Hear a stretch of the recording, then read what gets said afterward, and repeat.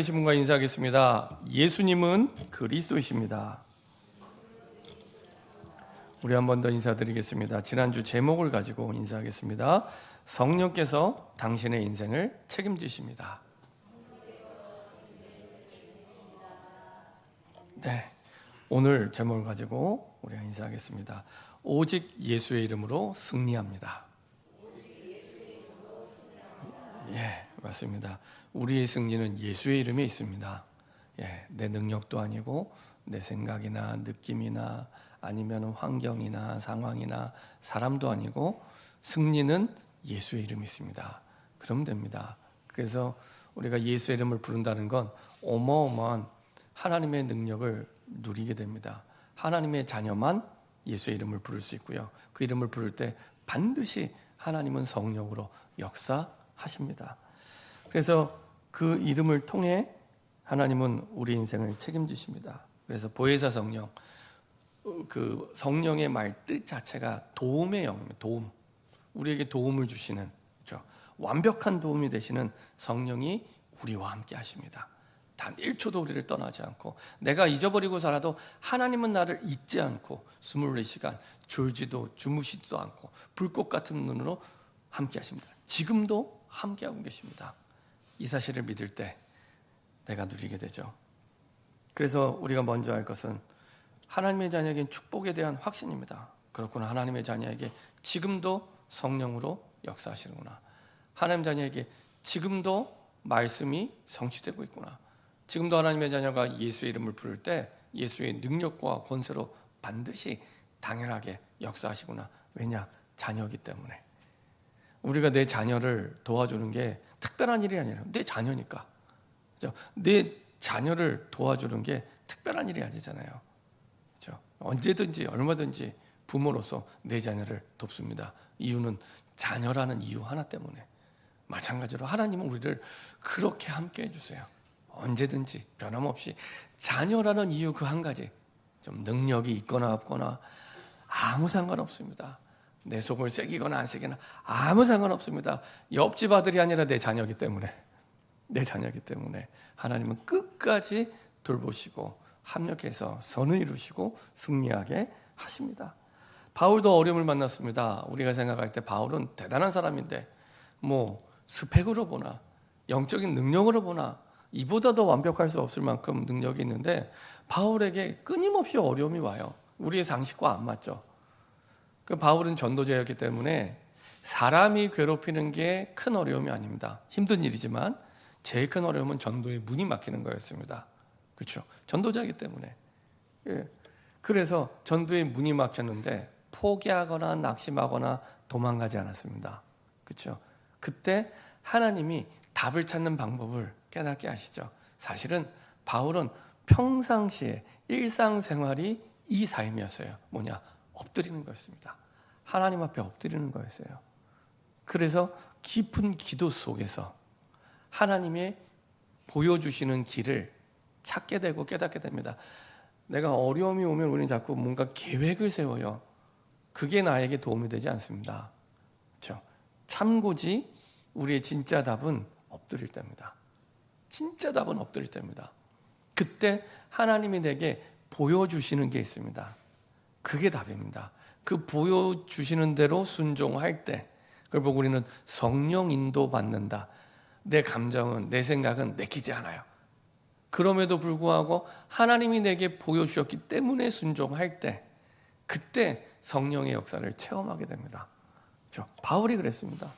바울이 하나님이 보여주시는 대로, 그렇죠? 바울은 원래 아시아로 전도하러 가려고 했는데 전혀 생각지 못했던 유럽으로 하나님이 이 깨닫게 해서요. 환상을 통해, 지금 우리를 얘기하면 말씀을 통해. 그래서 마게도니아 사람 하나가 환상 중에 손짓하죠. 오라고. 그걸 보고 바울이 확신합니다. 아, 내가 가려고 하던 아시아가 하나님이 원하는 방향이 아니고 하나님이 원하시는 방향은 저 유럽이었구나. 그래서 유럽의 역사가 바뀝니다. 세계사가 바뀌는 시간표입니다. 그래서 하나님은 유럽의 첫 관문, 그 마게도나 첫 성 빌립보 지역에 가게 하세요. 안 가본 지역. 그리고 이방인의 땅, 전혀 모르는 사람. 근데 순종하고 가요. 갔는데 거기서 하나님은 약속대로 주신 말씀을 성취하게 하십니다. 그래서 그 지역에 들어가서 하나님의 준비된 루디아를 만나게 하십니다. 그리고 내가 사람 마음을 바꾸는 게 아니라 하나님께서, 주께서 루디아의 마음을 여사 그 마음을 열어주세요. 그리고 예수를 믿게 됩니다. 믿는 정도가 아니라 이 복음 아예 내 집에 들어와서 계속 말씀해달라고 들어와서 아예 거기서부터 복음 운동이, 말씀 운동이 시작이 됩니다. 그래서 그 지역을 살리는 플랫폼이 되고 교회가 됩니다. 가정 가문이 받을 수 있는 최고의 축복, 그 지역을 살리는 복음 운동의 중심이 될 때, 복음 운동의 중심이 될 때, 말씀 운동의 중심이 될 때 사실은 최고의 축복을 누리는 가정 가문. 우리는 그런 가정을 미션 홈이라고 얘기합니다. 선교의 사명을 가진 집이죠. 하나님의 사명을 가진 집, 하나님의 사명을 가진 가정, 직장이 되는 것입니다. 저도 어렸을 때부터 교회를 다녔는데 다른 교회도 마찬가지더라고요. 교회 보통 요람을 보면, 지금 잘 안 만들지만 교회 요람을 보면은 교회 연역이 나옵니다. 교회 연역이 나오면 대부분의 많은 교회들이 교회의 시작을 이렇게 표현합니다. 누구누구 권사집에서 첫 예배를 드리다. 누구누구 장로집에서 첫 예배를 드리다. 이렇게 시작이 됩니다. 이렇게 볼 때마다 참 사도행전의 응답대로 하나님이 교회를 그 중직자의 가정에서 시작을 하게 하시는구나. 참 복된 가정이다. 하나님의 축복을 누리는 가정이구나. 이렇게 생각이 됩니다. 이 성경대로 하나님이 그렇게 가정을 주신 목적을 이루어 가시죠. 그래서 저와 여러분들이 정말로 하나님이 주신 말씀대로 순종하고 갈 때 그대로 이루어지게 되죠. 특별히 오늘은 이 사도행전 16장 16절에서 18절은 그 이방인의 땅을 살리는데 이제 그 복음이 전달되는 장면 속에 두 번째 사건이 일어나게 됩니다. 사건이 일어나는데 이제 귀신 들린 여종을 만나게 됩니다. 귀신 들린 여종. 이걸 보면서 이 우리가 삶에 사는 현장, 특별히 복음을 전하는 현장은 치열한 영적 전쟁의 현장이구나. 영적 전쟁의 현장. 그래서 두 번째 이 사건을 통해서 어떻게 그 속에서 승리하는지를 다시 한번 깨닫게 하시죠. 먼저 우리가 첫 번째로 알아야 될 것은 그리스도의 비밀을 가진 자. 바울은 그리스도의 비밀을 가진 자였습니다. 내 것으로 소유한 사람, 내 것으로. 늘 듣는 게 아니라 내 것으로 소유한 사람. 비밀이란 얘기는 많은 사람들에게 오픈되어 있지만은 진짜 믿는 자가 가지게 되는 겁니다. 가지게 되는 겁니다. 그렇죠? 그래서 누구에게나 오픈되어 있지만 아무나 가질 수 없는, 그래서 비밀이라고 얘기를 합니다. 그리스도의 복음, 나의 것으로 붙잡은 비밀을 가진 자. 그리스도의 비밀을 모르는 이 땅의 모든 사람들은 구원을 받을 수 없습니다. 그러니까 문제를 해결하는 정도가 아니라, 해결 못 받는 정도가 아니라 구원을 받을 수가 없습니다. 사도행전 4장 12절, 다른 이로서는 구원을 받을 수 없나니 천하 사람 중에 구원받을 만한 사람을 우리에게 이름을 보내신 적이 없다라고 얘기합니다. 없습니다. 다른 구원의 이름이 없습니다. 그렇죠? 다른 구원의 이름. 문제를 해결하는 정도가 아니라 구원의 다른 이름을 우리에게 주신 일이 없습니다. 그렇죠? 이게 하나님의 말씀입니다. 왜 그러냐? 이유가 있습니다. 인생의 근본 문제를 해결할 수 없기 때문에 인간은 영이 죽어 있고요. 영이 죽어 있기 때문에 나조차도 살릴 수 없는 존재가 인간입니다. 그렇죠? 우리는 내 마음대로 안 되는 거예요. 내가 인생의 주인이 아니기 때문에. 내가 나를 만들지 않았어요. 누군가 만든 주인이 따로 있습니다. 그렇죠? 그래서 내 마음대로 내 인생이 안 되는 게 정상이에요. 문제가 왔을 때 내 힘으로 못 푸는 게 특별한 일이 아닙니다. 정상입니다. 그렇죠? 주인이 아니기 때문에. 인생의 근본 문제를 해결할 수 없기 때문에 모든 눈에 보이는 문제 이전에 뿌리가 되는 문제가 있다는 겁니다. 그래서 눈에 보이는 문제를 보고 속지 말아라. 속지 말아라. 그게 문제 해결에 답이 되지 않습니다. 그래서 눈에 보이는 문제, 현실의 문제 이전에 보이지 않는 뿌리가 되는, 그 문제가 될 수밖에 없는 뿌리가 될 수밖에 없는 문제, 근본 문제가 있습니다. 성경에서 말하는 진짜 문제는 우리가 고민하는 돈 문제, 사람 문제가 아닙니다. 단 한 번도 하나님은 성경에서 우리가 문제라고 생각하는 돈 문제가 문제야, 사람이 문제라고 말씀하신 적이 없습니다. 우리는 예수를 믿는다고 하지만 그게 문제라고 생각할 때가 있어요. 근데 성경은 단 한 번도 그렇게 말씀하신 적이 없습니다. 항상 문제는 뭐냐? 하나님 떠났기 때문에. 항상 구약이든 신약이든 항상 하나님을 떠난 게 문제야. 아니 목사님, 나 하나님 만나는데요? 하나님 떠난 상태로 24시간 살아가요. 하나님 만났는데 하나님을 떠난 상태로 내가 24시간 매일의 삶을 일주일 동안 살아가는데 하나님을 기억조차 못해요. 기도 정도가 아니라 기억조차 못하고 뭐가 그리 바쁜지, 뭐가 그렇게 어려운지 전혀 하나님을 기억조차 못하고 살아가요. 그게 문제입니다. 그래서 지난주 주신 말씀대로 우리가 문제와 어려움을 만나면 답이 없는 게 아닙니다. 답은 항상 있습니다. 누구 손에요? 하나님 손에. 답을 찾는 기도가 없기 때문에 어려운 겁니다. 그래서 속지 마세요. 답이 없어서 힘든 게 아닙니다.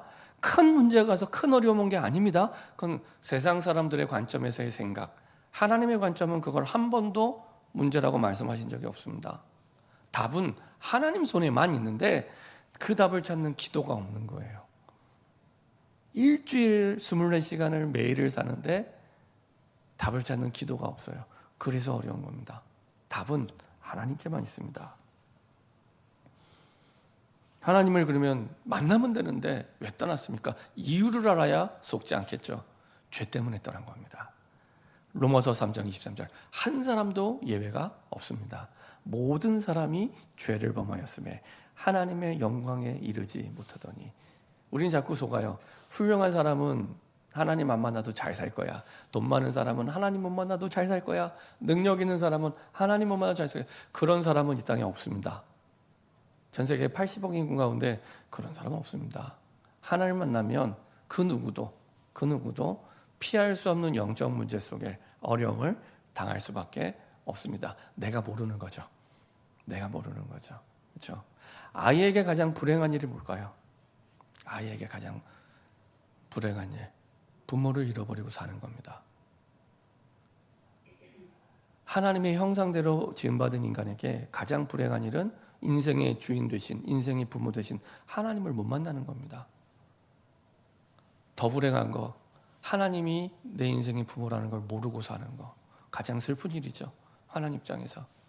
내가 부모인데 내 자녀가 나를 엄마로 모르고 내가 낳았는데 아빠로 모른다면 그것처럼 슬픈 일이 있겠습니까?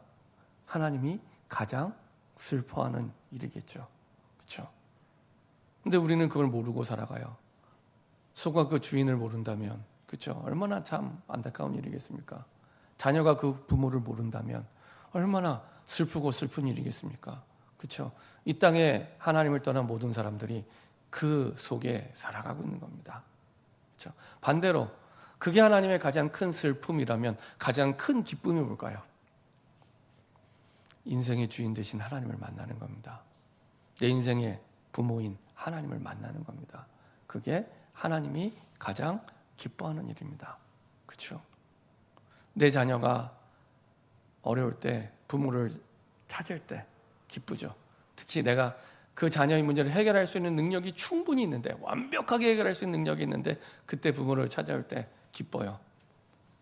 부모로서의 행복, 축복을 누리게 됩니다. 그렇죠?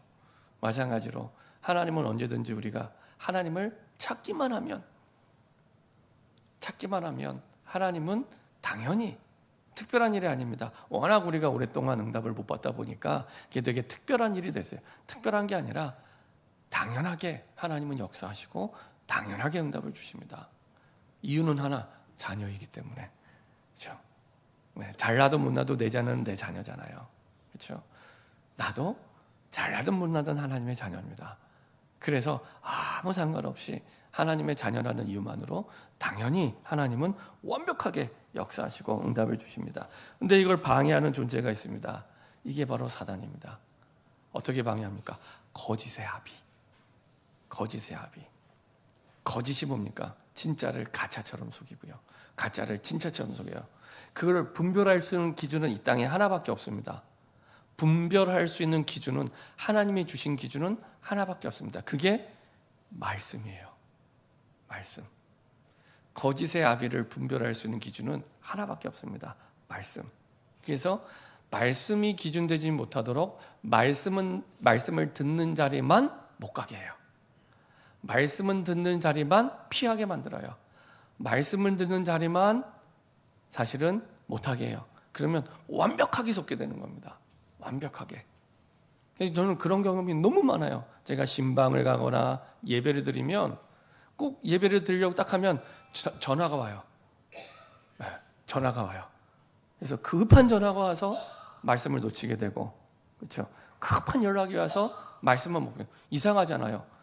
하루 24시간, 일주일에 168시간 언제든지 와야 되는데 딱 그 시간에, 딱 그 시간에 그 사단이 말씀을 놓치도록 역사하는 겁니다.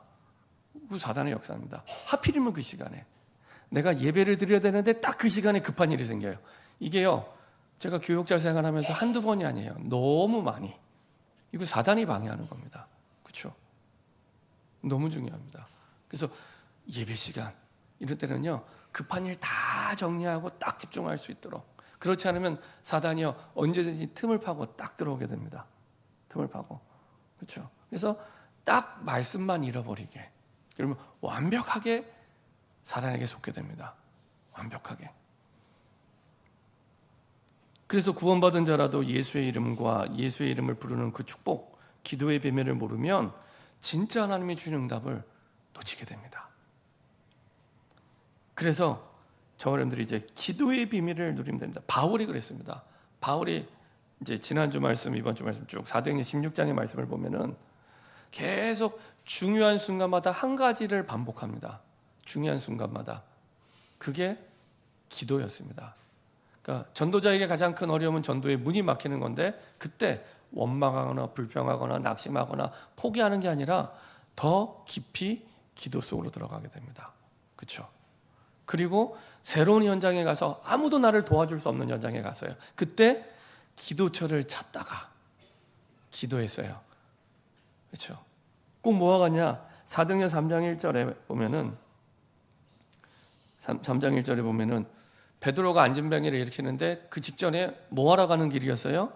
제9시 기도 시간에 기도하러 가다가, 그렇죠? 기도하러 가다가. 그 말은 갑자기 기도했다는 얘기가 아니라 늘 평상시에 일상생활이 기도 속에 있었습니다. 일상생활이. 그래서 제일 영적인 축복을 누리는 사람에게도는 일상생활이 기도 속에 있는 겁니다. 일상생활이 기도 속에, 내가 한번 기도해야겠다 이게 아니라 일상생활이 기도 속에 있는 겁니다. 그걸 보고 24시 기도 속에. 반대로 얘기하면 하나님은 24시 우리에게 응답하고 계십니다. 응답의 흐름 속에 있습니다. 부모가 자녀에게 완벽하게 해줄 능력이 있어서 주고 싶은데 요청하기를 기다리는 것처럼 하나님이 딱 준비해 놓고 우리의 요청을 기다리고 계십니다. 근데 바울은 이 비밀을 가지고 있었기 때문에 언제든지 기도 속에서 모든 걸 인도받았습니다. 자, 그 중에 가장 중요한 첫 번째는 바울은 하나님의 약속을 가지고 확신하고 기도하는 사람이었습니다. 언약 기도의 사람입니다. 그래서 하나님의 약속을 붙잡고 기도하기 때문에 참 응답을 받게 됩니다. 구원받은 자가 가지고 있는 그 신령한 축복과 응답을 하나님의 말씀을 통해 확인하고 확신하는 기도였습니다. 그래서 진짜 기도는 우리가 뭔가 말을 많이 하는 게 아닙니다. 저는 옛날에 그렇게 믿었어요. 그래서 뭔가 말을 하는 게 많이 해야 기도라고 생각을 했어요. 근데 그게 아니라 이 처한 상황 속에서 하나님이 내게 원하시는 게 무엇인지, 그게 완벽한 답이니까 원하시는 게 무엇인지 듣는 거에서 시작이 됩니다. 하나님의 말씀을. 이게 진짜 기도의 시작이 됩니다. 정확한 기도의 시작이 됩니다. 하나님이 내게 뭐라고 말씀하시는지. 바울은 언제든지 그 음성을 듣고 움직였고 그 음성을 듣고 인도받았습니다. 그렇죠? 그 음성을 듣고 지금 유럽 현장에 온 거예요. 와서 보니까 하나님이 완벽하게 준비한 응답을 확인하고 있는 겁니다. 루디아였죠. 자, 어떤 언약입니까? 창세기 3장 15절에 우리 인생의 근본 문제를 완전히 해결하신 답, 여인의 후손으로 오신 그리스도의 약속을 붙잡고 기도했고요. 그리스도를 믿는 믿음으로 기도했고요. 이스라엘 백성들이 해결할 수 없는 400년 노예 생활에 하나님이 주신 답, 피지사를 드리라고 하라. 출애굽기 3장 18절.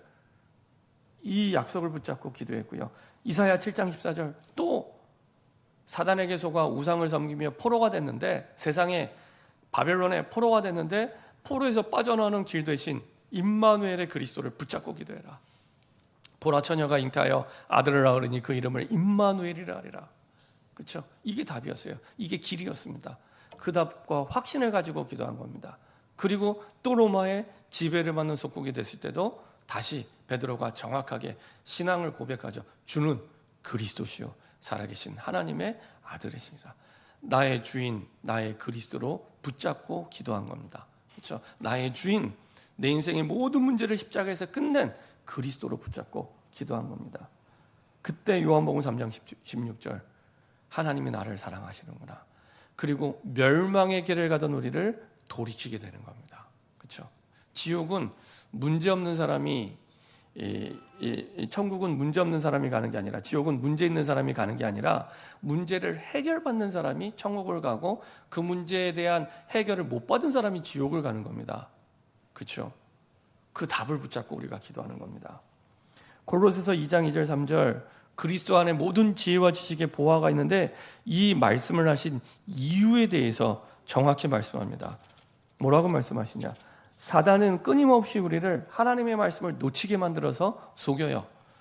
아무것도 문제되지 않는데 꼭 진짜 문제인 것처럼. 그래서 이렇게 얘기합니다. 골로새서 2장 4절에 내가 이것을 말하면, 앞부분의 내용입니다. 그리스도 안에 모든 지혜와 지식이 있어, 모든 답이 있어, 모든 능력이 있어. 이것을 말하면 아무도 교묘한 말로 너희를 속이지 못하게 하려 함이니. 그렇죠? 자꾸 속인다는 거예요. 그리스도가 우리 인생의 유일한 답인데 그리스도 밖에서 인생의 답을 찾도록 자꾸 속이는 거예요. 우리의 눈을 속이고 귀를 속여요. 유튜브로 속이고 게임으로 속이고 인터넷으로 속이고 사람 말로 속이는 겁니다. 그리스도 안에만 답이 있는데, 그 안에 모든 지혜와 지식, 보화 다 있는데, 미래가 있는데 그 밖에서 자꾸 답을 찾도록. 성경은 변함없이 그리스도만 말씀하고 있는데, 그렇죠? 속지 말라는 겁니다. 그래서 약속을 붙잡고 기도하셔야 됩니다. 약속을 붙잡고 기도할 때 무엇이든지 원하는 대로 구하라. 그래야만 이루리니. 그렇죠? 요한복음 15장 7절. 무엇인지 하나님의 말씀이 우리 안에 거할 때, 그렇죠? 그 응답을 누리게 됩니다. 어떤 기도의 비밀을 누리면 됩니까? 시간을 정하고 기도하시면 됩니다. 아침에 눈을 뜰 때 5분이라도, 잠자기 전 5분이라도, 그때 우리는 성령의 인도받게 됩니다. 베드로가 기도하러 가다가, 역시 베드로도 갑자기 기도한 게 아니에요. 일상생활 속에, 기도 속에서 인도받는 삶이었기 때문에, 기도 안 했는데 응답을 받아요. 기도 안 했는데, 기도 속에서, 일상생활이 기도 속에서 인도받는 삶이었죠. 그래서 기도 속에 정시기도를 시작하면 우리의 우선순위가 확정되기 때문에 좌로나 우로나 치우치지 않게 됩니다. 우리의 신앙이 막 올라갔다 내려갔다, 이게 없어져요. 신앙의 기복이 없어져요. 옛날에 부흥사 목사님들이 소뚜껑 신앙이라고 얘기하는, 그게 없어지기 시작합니다. 응답 받으면 확 올라갔다가 응답 없으면 확 낙심, 이게 없어져요. 예. 시간을 정하고 내 우선순위를 확정했기 때문에. 그렇죠? 그리고 그 속에서 내 삶이, 일상생활이 기도 속에 인도받을 수 있도록 바뀌기 시작합니다. 성령의 인도를 받게 되고요. 기도 속에서 하나님의 시간표를 정확히 붙잡고 하나님의 시간표대로 움직여지게 됩니다. 그렇죠? 바울처럼, 베드로처럼. 그래서 이게 계속 응답이 오다 보니까 어떻게 보여지냐면, 아, 저 사람은 가는 곳마다 응답이구나. 이게 가는 곳마다 응답이구나. 하는 것마다 응답이구나. 하는 것마다 응답은 내 관점. 우리의 삶이 기도 속에 확정되기 때문에 하나님이 가는 곳마다 역사하시는 거예요. 다르죠? 하는 것마다 응답이 아닌, 하나님이 하는 것마다 역사하시는 겁니다. 이렇게 응답이 바뀌어지게 됩니다. 그렇죠? 우리의 중심을, 우선순위를 담았기 때문에. 그 속에서 평상시 일상생활 속에 기도가 있는, 기도 속에서 일상생활을 인도받는 무시기도가 되는 겁니다. 이거는 완전히 세계를 복음으로 정복하는 비밀을 누리게 되는 거죠. 이 힘을 가지고 있을 때 모든 족속으로 가서 제자 삼게 됩니다. 내가 하는 게 아니기 때문에. 언어를 모르고 단어를 몰라도 돼요. 지난번에 우리 몽골 선교사님 선교 보고 들었잖아요. 몽골 선교사님 선교 보고 하시는데 몽골어 못하세요. 중국어는 좀 하실 줄 아시는데 몽골어 못하세요. 한국에서 파주에서 일하는 그 직원 한 명 연결해서 몽골에 들어가게 하시고 9년 동안 사역하시는데 몽골 22개의 주 가운데 17개 주에 하나님 사명자를 찾게 하시고 제자를 찾게 하시고 두 군데 교회에 당을 세우게 하시고 현지인들을 통해서 교회 당을 세우게 하시고 하나님이 인도하시는 거 보면서 사도행전에 있었던 그 하나님의 역사가 이렇게 실제로 펼쳐지는구나 이거를 보게 돼요. 그래서 맞네. 하나님의 말씀이 맞구나. 하나님의 말씀대로구나. 이거를 확인하게 됩니다. 그래서 하나님께서 그렇게 세계를 정복하게 하시죠. 그래서 에베소서 6장 18절 치열한 영적 싸움을 싸워야 되는 우리 현장에서 영적 싸움을 위한 전신갑주를 취하라 말씀하시고 나서 하신 말씀이 무시로 성령 안에서 구하라고. 그 말은 무시로 우리에게 역사하시겠다는 겁니다. 감사하죠. 나중에 말씀드리겠지만 우리가 예수의 이름을 부른다는 게 어마어마한 신분과 권세의 축복입니다. 예수의 이름을 부른다는 게 아무나 부를 수 없어요. 하나님의 자녀만 부를 수 있습니다. 하나님의 자녀만. 자, 데살로니가서 5장 16절부터 18절 보면은 항상 기뻐하라 쉬지 말고 기도하라 범사에 감사하라 이것이 너희를 향하신 하나님의 뜻이니라. 하나님의 뜻은 그렇게 역사하시겠다는 거죠. 쉬지 말고 기도하래요. 어떻게 우리가 쉬지 않고 기도합니까? 기도 속에서 인도받는 일상생활입니다. 기도 속에서 인도받는. 그러면 그 속에서 다른 사람을 볼 때는 가는 곳마다 계속 응답을 주시는 것 같아요. 근데 가는 곳마다 하나님이 하는 곳마다 하나님이 계속 역사하십니다. 그렇죠? 일상생활 속에서 바울에게 지금 그것을 보여주시는 거예요. 계속 그 가운데 이 귀신 들린 여종을 만나게 하신 거죠. 그래서 바울에게 이것이 문제였지만 이게 문제가 아니라 그 뒤에 감추어진 하나님의 뜻, 하나님의 숨겨진 계획이 그대로 드러나게 됩니다. 하나님의 어마어마한 계획이 드러나게 됩니다. 역시 오늘 보니까 바울이 기도를 통해 하나님의 비밀이 이루어짐을 바울을 통해 보게 하시는데요. 역시 시작은 기도하러 가다가 로마 이 사도행전 16장에 보면은 12절, 13절에 이렇게 나와 있죠. 13절에 안식일에 우리가 기도할 곳이 있을까 하여 문 밖에 강가에 나가. 그러니까 기도할 곳이 있을까 하여. 그렇죠? 늘 마음 생각이 일상생활이 기도 속에서 24시 기도 속에서. 오늘도 16절에 보면 우리가 기도하는 곳에 가다가 그래서 우리는 4명 바울 실라 그 다음에 루스드라에서 찾은 제자 디모데 그 다음에 그 누가 이 평생 바울과 끝까지 함께했던 누가 이 4명이 같이 가다가 근데 뭐이냐 기도하는 곳에 가다가 그렇죠. 다음 주에 말씀드리겠지만 이 사람들은 진짜 성령이 역사하시는 영의 사람들, 영에 속한 사람들이죠. 기도 속에서 삶이 이루어지고 인도받고 있습니다. 근데 문제가 생겼습니다. 기도 속에 있는 사람에게 문제는 괴로움이 아니라 중요한 축복과 중요한 응답의 발판이 됩니다. 귀신 들린 소녀를 만나는데 이게 특별한 소녀예요. 점치는 귀신 들린 여종 하나를 만나니 점치는 귀신 여종을 만나니 점으로 그 주인들에게 큰 이익을 주느라. 이 빌보 지역은 로마의 그 식민지였고 로마에 은퇴한 군인들이 와서 사는 그래도 비교적 부유한 동네, 자부심을 가지고 살아가는 동네였습니다. 근데 그곳이 많은 사람들이 이 귀신이 점치는 점에 의지하는 것이 문화가 되어 있는 동네예요.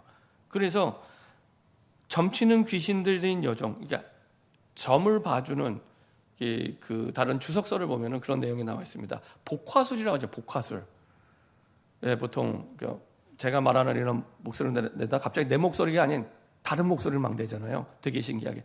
그런 식으로 귀신에게 그 점을 받아서 얘기를 하는 거예요. 그럼 그 얘기를 들으면 얼마나 두렵겠습니까? 막 맞추는 거예요. 요런 여자입니다. 요런 여자. 근데 이게 워낙 잘 된 거예요. 그래서 보세요. 주인이 한 사람이 아니에요. 그 주인들에게 큰 이익을, 주인이 여러 사람이에요. 그 말은 이 전봐주는 장사가 너무 잘 됐다는 거예요. 큰 이익이 남을 만큼. 그 요새 상가가 많이 문을 닫는다고 하잖아요. 유튜브에 보니까 그 유튜버들 가운데 문 닫는 상가를만 이렇게 찾아다니면서 인터뷰하는 사람도 있더라고요. 한번 보니까 그 동대문에 가면은 굿모닝 시티라고 있습니다. 굿모닝 시티.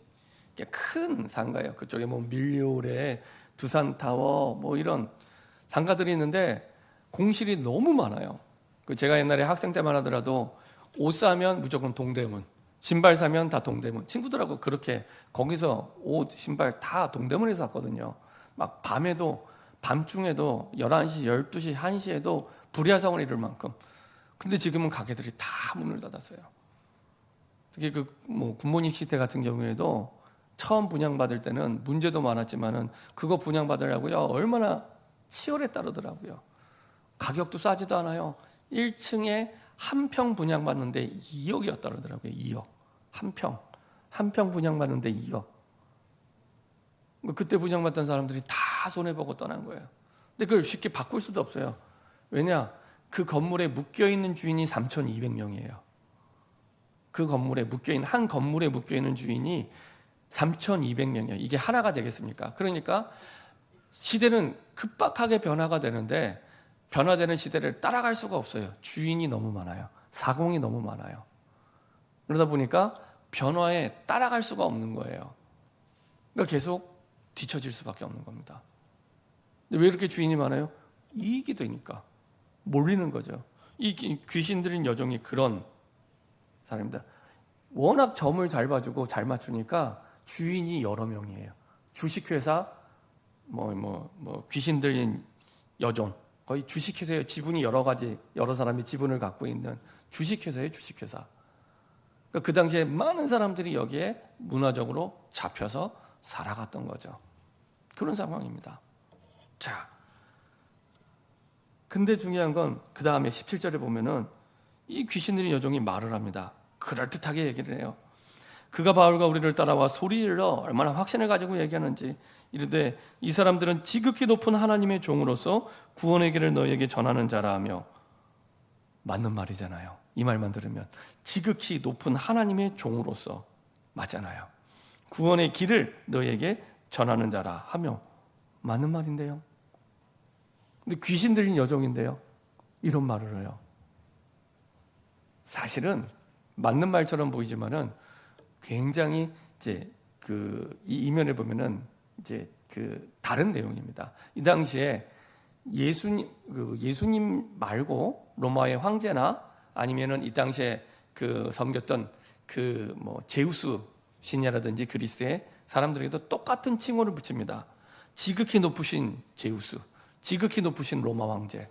그러니까 로마 황제를 신으로, 그다음에 제우스를 신으로 이렇게 섬기는 거예요. 그러니까 말 표현은 비슷한데 본질은 완전히 다른 겁니다. 본질은. 그렇죠? 그런 부분에서 구원의 길을 너희에게 전하는 자라 하며. 이거는 그냥 한글 성경에는 그럴듯하게 나와 있지만 원래 원어 성경에는 정관사가 빠져 있어요. 사실은. 그 말은 구원의 길이 여러 개란 뜻입니다. 다신론을 얘기해요. 예수님만 유일한 구원의 길이 아니고 저거 믿어도, 로마 황제도 믿어도 구원의 길, 그리스 아테네의 저 제우스를 믿어도 구원의 길, 이렇게 얘기하는 겁니다. 그렇죠? 근데 이게 우리의 신앙생활하고 똑같아요.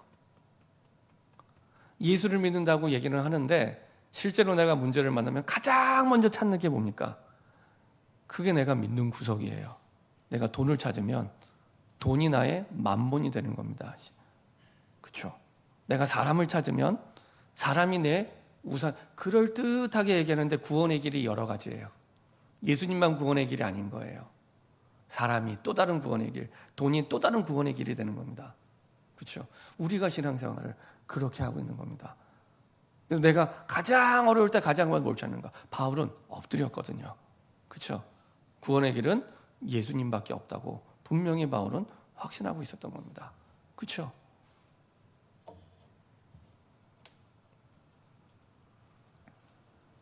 자, 이렇게 이제 처음에는 바울이 곧바로 귀신 들린 여종에게 얘기하지 않습니다. 여러 가지 이유가 있죠. 아까 말씀드린 대로 이 지역은 이미 이 여자가 완전히 장악을 하고 있는 지역입니다. 많은 사람들이 귀신 들린 여종을 따라가고 있어요. 그리고 그 뒤에는 이익을 거기서 얻는 사람들이 있고요.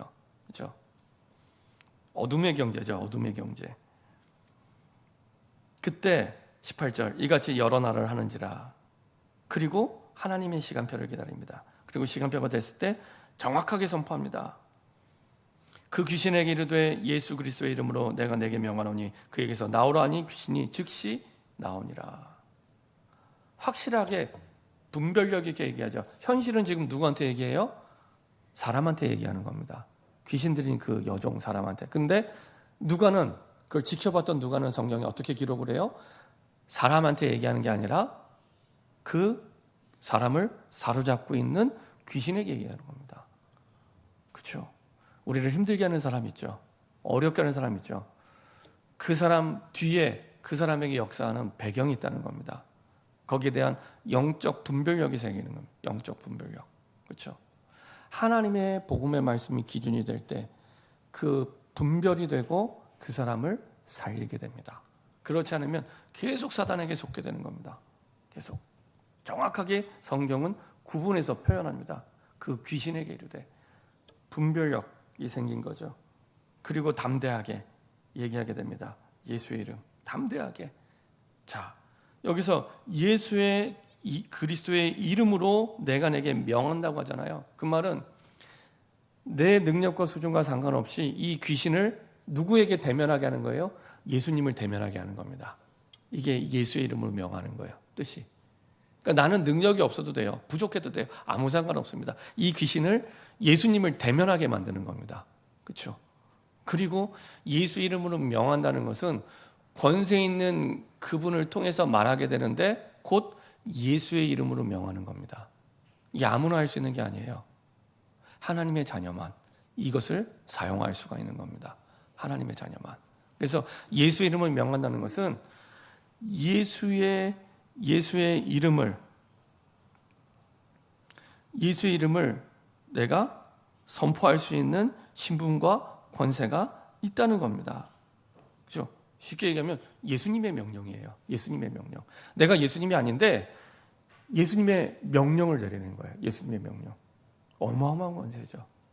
어마어마한. 우리가 예수 이름을 부른다는 게 이런 엄청난 축복과 권세가 있습니다. 사용하시기 바랍니다. 예수님의 명령으로 우리가 사실은 그 권세를 사용하게 되는 겁니다.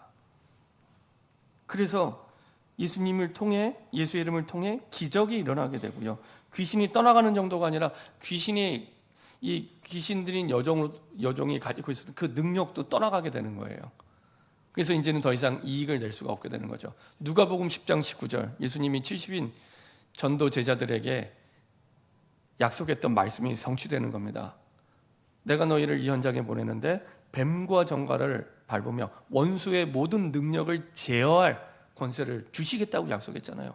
이게 이루어진 겁니다. 원수의 모든 능력을 제어할 권세를 이렇게 확인시켜 주시는 거예요. 예수의 이름으로 명령할 때 그 권세를 하나님 자녀에게 주신 겁니다. 예수의 이름 부르세요. 예수의 이름 선포하세요. 그때 예수님의 명령을 하면 예수님이 명령하는 겁니다. 그렇죠? 그래서 단순히 문제를 해결하는 정도가 아니라 그 영혼을 살리게 됩니다. 한 영혼을 살리는 정도가 아니라 한 지역을 살리게 되죠. 왜요? 아까 말씀드렸죠. 그 지역에 유명한 무당이었다고. 손님이 얼마나 많았겠습니까? 큰 이익을 주는 자인데 그 사람을 살릴 수 있는 길을 여신 겁니다. 그 빌립보 지역 전체를. 한 사람이 아니에요. 그래서 내 주변에 아주 이상한 사람, 정말 귀신에 잡혀있는 사람, 악한 사람 있으면 그 사람은요 큰 전도의 문입니다. 큰 전도의 문입니다. 그 사람이 돌아오면 그 뒤에 있는 밭은 어마어마합니다. 그렇죠? 하나님은 우리에게 그것을 바꿀 수 있는 신분과 권세를 주셨어요. 예수의 이름으로 예수님의 명령할 수 있는. 그렇죠? 이때 하늘의 능력이 우리의 모든 닫혔던 문을 열고 모든 묶인 것을 풀어버리게 만드는 겁니다. 그렇죠? 내가 문제라고 생각해서 묶였던 모든 것들을 예수의 이름으로 풀어버리게 만드는 겁니다. 결론입니다. 그러면 우리의 진짜 인생의 문제를 푸는 답이 뭡니까? 예수의 이름입니다. 예수님이 우리의 해답입니다. 예수님이 우리의 해답입니다. 예수님이, 오직 예수가 우리 인생의 해답입니다. 그래서 그것을 누리는 24시 기도 속에 살아가는 그리스도인이 바울이었습니다. 그래서 다시 한번 말씀드립니다. 길이 보이지 않을 때는, 답이 보이지 않을 때는 다른 거 하는 시간이 아니라 기도의 시간입니다. 답은 하나님께 확실히 있습니다. 그래서 답이 없는 게 아니라 답을 찾는 기도가 없는 겁니다. 답을 찾는 기도가 시작되면 그때부터 하나님의 역사를 체험하게 됩니다. 호요는 그 시간을 기도로 살릴 때 승리하게 됩니다. 하나님의 말씀의 흐름 속에서 기도 속으로 들어가시기 바랍니다. 주일 강단의 말씀을 붙잡는 언약기도, 토요일날 예배의 언약을 붙잡는 언약기도가 시작되기 바랍니다. 그래서 말씀을 정리하셔야 돼요. 완벽한 승리가 그 말씀 속에 있습니다. 그리고 혼자서 기도가 되지 않는다면 기도의 자리로 나오세요. 함께하는 기도의 시간이 필요한 겁니다. 그게 바로 금요기도입니다. 금요기도에 함께 기도하는 자리로 오세요. 그 시간이 나를 회복하고 살리는 시간이 됩니다. 그렇죠? 그때 마음껏 예수의 이름을 부르고 예수님으로 명령하는, 나는 부족하지만 함께하는 기도 속에서 승리하게 됩니다. 이렇게 응답받는 저와 여러분 되길 소원합니다. 기도하겠습니다.